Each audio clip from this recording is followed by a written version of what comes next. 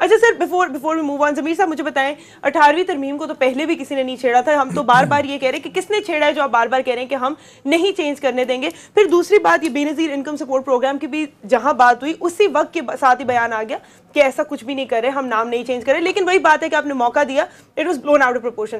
اب پتہ کہ چل رہا ہے کہ گیس اور بجلی کے بل تو بڑھ ہی رہے تھے، جو روزمرہ کی چیزیں ہیں جس میں آپ کی سبزی ہو گئی، جو کھانے پینے کی چیزیں آتی ہیں، آئل ہو گیا، یہ ہر چیز جو ہے، دالیں ہو گئی، کھانے پینے کا روز کا جو آپ کا وہ ہے اس میں بھی جو ہے پرائس انکریز ہو رہی ہے. اور آگے آ رہا ہے رمضان، اور اس میں تو ہمیں پتہ ہے کہ ویسے ہی جو ہے آسمانوں کو چلتی ہیں، تو یہ کیا بنے گا ہمارا؟ یہ ہم مسلمان ملک ہیں نا، تو ہم مسلمان ہوتے ہوئے رمضان میں یہ حق سمجھتے ہیں کہ جی چیزیں مہنگی کر دی جائیں.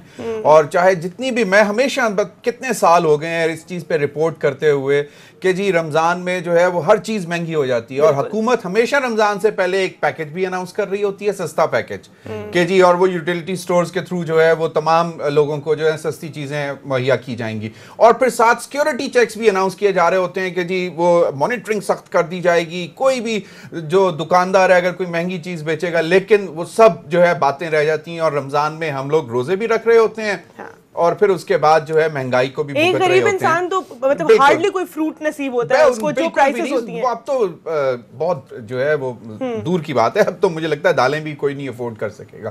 لیکن بات یہ ہے کہ جو شام صاحب بات کر رہے تھے نا کہ یہ جو اسد عمر صاحب کی جو ریٹورک تھا کہ جی اب پاکستان میں وہ پیدا ہوئے، چلیں باہر پڑے ہوئے ہوں گے، لیکن وہ جن گروپس کے ساتھ وہ کام بھی کرتے رہے ہیں وہ سم اور دی ادر رہے ہیں ریلیٹڈ، ایگریکلچر کے ساتھ ریلیٹڈ رہے ہیں. اور وہ یہ کہہ رہے ہیں، تھا نہیں ریٹورک ہے، ابھی بھی آپ ان سے بات کریں، he is defensive, he is like India کو دیکھیں، سری لنکا کو دیکھیں. وہی نا، وہ پہلے ہمیشہ یہ بات بتاتے رہے ہیں، اور جب وہ اپوزیشن میں تھے تو وہ بتاتے تھے کہ کسان کس طرح جو ہے وہ اس کے ساتھ زیادتی کی جا رہی ہے. اور اب اگر پرائم منسٹر ان سے پوچھتے ہیں کہ جی ایگریکلچر سیکٹر میں آپ کیا کر رہے ہیں، تو وہ کہتے ہیں کہ جی مجھے نہیں معلوم، تو آپ وہ جہانگیر ترین صاحب کو بلا لیں.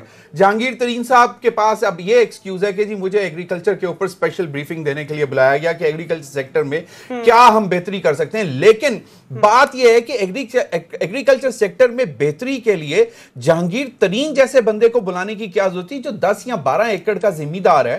اس کو بلاتے، اس سے پوچھتے کہ بھئی تمہاری کیا پریشانی ہے. وہ بتاتا کہ جی وہ ٹیوب ویل جو چلاتا ہے اس کے اوپر اگر وہ بجلی سے چلاتا ہے تو اس کو کتنا مہنگا پڑتا ہے، اگر ڈیزل پہ چلاتا ہے تو اس کو کتنا مہنگا پڑتا ہے، کھاد وہ ڈالتا ہے تو اس کو کتنی مہنگی پڑتی ہے، یوریا کتنا مہنگا پڑتا ہے. پھر اوپر سے مال خانے کو جو وہ پیسے رشوت دیتا ہے کہ اس کو پانی صحیح مل جائے، پھر لوئر رائپیرین اینڈ تک پانی نہیں پہنچتا ہے. بڑے بڑے ذمہ دار جو ہے وہ پانی جو ہے وہ چوری کر لیتے ہیں، اور چھوٹا ذمہ دار جو اینڈ پہ اس کو پانی نہیں ملتا. تو یہ جہانگیر ترین نے کیا بتایا ہوگا کہ جی میں 150 مربع یا 10,000 مربع کا مالک ہوں، میں نے یہ انوویشن کی ایگریکلچر میں. اور بھئی جہانگیر ترین کو افورڈ کر سکتا تھا. کیس اسٹڈی کریں آپ، کیس اسٹڈی کریں نا، کسی چھوٹے ذمہ دار سے پوچھیں اس کے کیا مسائل ہیں. اگر کر بھی لیں تو کیبنٹ میٹنگ میں کیا ضرورت تھی، پرائیویٹ میٹنگ بلا کے بات کر لیں.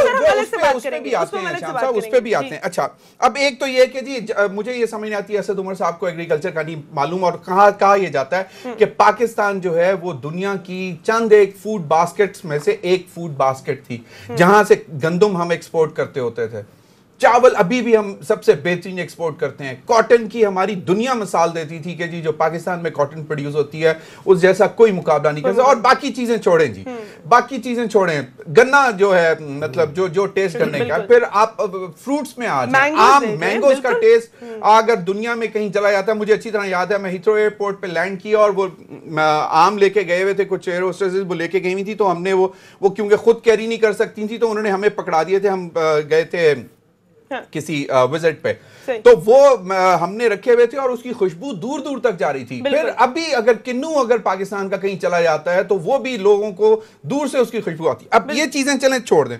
اب دا ایشو از کہ مہنگائی کے حوالے سے ابھی ہم نے یہ سنوایا نا کہ عمران خان صاحب کہہ رہے ہیں کہ جی IMF کے پاس نہیں جاؤں گا.